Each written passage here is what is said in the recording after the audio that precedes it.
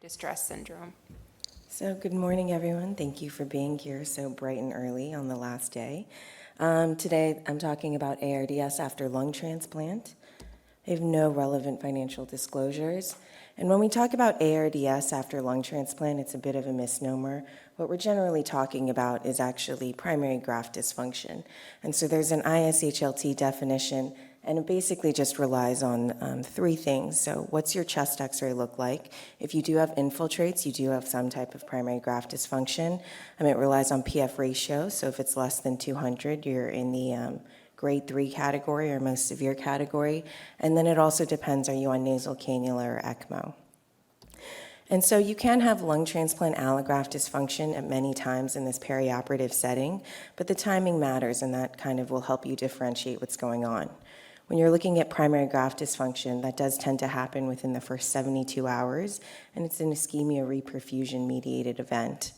Often hyperacute rejection never happens anymore just due to our HLA matching and due to our preoperative cross matches, so that's really unlikely. If you do get an antibody-mediated response, it's generally a memory response, and often you don't see it before 5 days.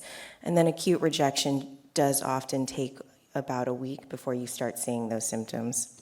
So I'm going to focus on primary graft dysfunction, particularly in the OR or right after the OR, and how do we deal with it? And this is very practice dependent. This was a case from probably 2 months ago. So it was a 71-year-old male who had pulmonary fibrosis, so small chest cavity. Echo showed normal LV function, but a dilated RV that was hypokinetic. And I'm sure that was related to his secondary pulmonary hypertension. So on his right heart cath, his pressure was 54/19 with a mean of 30, which is roughly, I think, 40% systemic for him. And he was 5'10", and he had a 5'7" male donor. So even though the donor was smaller, those lungs were just a touch large for his chest. Because of the new CAS system, we went from far away, and so the right allograft ischemic time was 425 minutes, and the left was 349. Everything went well. We did it off support. The lungs looked great, good compliance. Initial post-reperfusion ABG looked here, 7.26, PCO2 of 53, PO2 of 145. For the non-transplanters, the low pH and high PCO2 just tends to happen if you're off support because you are doing single lung ventilation for a bit. So this was actually very not worrisome for me. So then we closed the chest and noticed that the pulse ox started going down. It was now in the high 80s, still okay, but we checked another gas because sometimes your pulse ox doesn't work. Turns out this one was working, and so the gas was 7.16, 64, and 63. So the question becomes, what do you do now?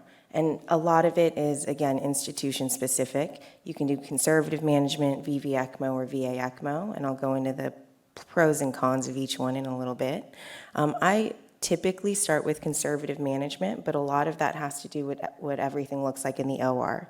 So you're in the OR, you know what it looks like. If you have an allograft closer to the left side of the screen where it's pink, it's got good perfusion, it's compliant, you did the anastomoses, there was no difficulty, you're not worried about a kink, your veins were easy, this is probably just some shunting, it's probably some atelectasis, and it's easier to just start with trying to fix that, versus if you have a lung that resembles liver closer to the right, or you know that there was a technical step that you were worried about, or you were worried about the donor itself, then that's when you would say, you know what, let's be more conservative, let's do ECMO. So often what I do in this case is start inhaled nitric. That can help a lot with your gas exchange. I increase the PEEP from 5 to either 8 or 10, depending on the patient. And then often I actually look over at the machine and talk with anesthesia. And your IDE ratio in the OR, for some reason, is always 1 to 2.5. I don't know why, because physiologic is 1 to 2. And so if you just increase it to 1 to 1.8, you can get a bit of auto PEEP that helps you recruit. And so in this patient, that's what I did, and his gas improved pretty quickly. So it was 7.33, 42, and 103. And then I've noticed, again, and I'm sure we've all seen this, you change them to a single lumen, you put them on the ICU vent, you clear them out, everything gets even better. So once we did that, his ABG on 50% was 732, 40, and 104.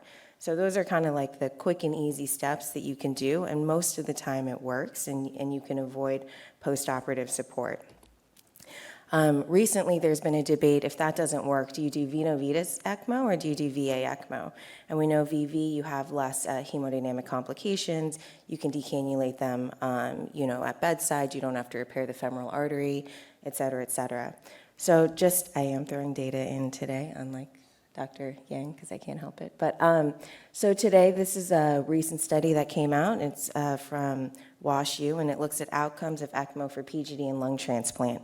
And so they looked at their data over 10 years, and they had 26% of patients develop PGD grade 3 within the first 72 hours. 12% of those patients required VV ECMO, and 6% required VA ECMO. All the ones on VA had cardiac dysfunction, so RV or LV dysfunction. And the non-ECMO and ECMO donor and recipient characteristics were all the same, except for there was a higher rate of pre-transplant ECMO and intraoperative support for those that required any postoperative ECMO. Looking at that, you can see the black and the red is non-ECMO or VV ECMO, and VA ECMO is green. So panel A shows 30-day survival. There's significantly worse survival in the VA ECMO group, and then 1-year survival is the same. And again, there is, of course, a difference in selection bias because the patients that required VA are significantly sicker, but when you look, so that's just something to think about. So again, if you can get away with VV, I think that's the best way of support, in my opinion. The reason we are debating is VA ECMO a preferable strategy is a study that came out of the University of Vienna. They looked at patients over a 14-year period, particularly those transplanted for primary pulmonary hypertension, and they looked at those that were supported with VA ECMO intra-op versus those that were supported intra-op, and then electively just all patients placed on postoperative VA ECMO. They had a very low PGD grade 3 rate for those that could be graded that weren't on ECMO at day 3, and there was no difference in dialysis, trach rate, ventilation, et cetera for them. Oh, wrong button. But if you actually look at survival, it actually favors the patients that had the postoperative ECMO. So the black solid line on top is the one that had that preventative VA ECMO controlled reperfusion. But the question is this worth it, and what's the complications from that? So they did report a 41% complication rate. 17% of patients had to go back for bleeding, which is a very high rate. And then there was thrombosis of the leg cannulas, infection of the cannulation sites, and other things. So this is still kind of a debate between many groups, but I'll tell you what my practice is. When you do have an allograft that requires ECMO cannulation, my preference again is VV ECMO. It corrects your hypoxemia, it corrects your hypercapnia. A lot of times, intra-op, you can go, oh, look, they have pulmonary hypertension afterwards. It's going to 50-60% systemic, and you might think you need VA ECMO. But just correcting the acidosis and hypoxia will often just normalize your pulmonary artery hypertension. And then once I do that, I put them on lung protective ventilation like you see here. And in the bottom is just my cannulation strategy. Postoperative VA ECMO for me is very rare. The only times I really do it is when they go in on VA ECMO due to their pulmonary hypertension, and only once have I done it for someone for postoperative instability that didn't fall into that case. And here again, that's just my cannulation strategy below. So in terms of prophylactic use of ECMO, this was a gentleman that we transplanted probably 6-7 months ago, and you can see that yellow line. That's not a pressure any of us like preoperatively, so 115/59, the mean was 78, and so we put him on intraoperative VA ECMO for support. I chose to do prophylactic post-op VV ECMO just due to his high likelihood of needing it. He was decannulated on day 2, extubated on day 3, and here's his chest x-ray after decannulation, so you can see he did well. And so that's how I treat PGD.